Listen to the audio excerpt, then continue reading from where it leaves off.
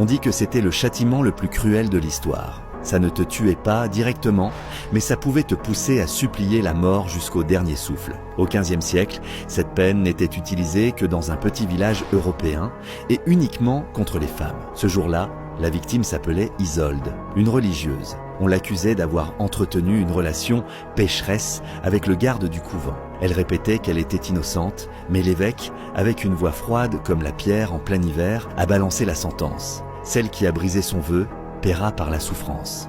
Au lever du jour, les cloches ont résonné si fort qu'on aurait dit qu'elles faisaient trembler toute la place. Devant la foule, on a traîné un chevalet en bois, un instrument de torture. Ils ont forcé Isolde à s'asseoir sur ces planches si tranchantes qu'on aurait dit qu'elle pouvait fendre une âme. Les gens affluaient.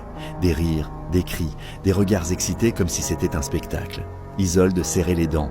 Elle ne criait pas. Elle murmurait juste, au milieu de la douleur, « Mon Dieu, pardonne-moi pour un péché que je n'ai pas commis. » À ce moment-là, elle n'avait plus l'air d'une criminelle.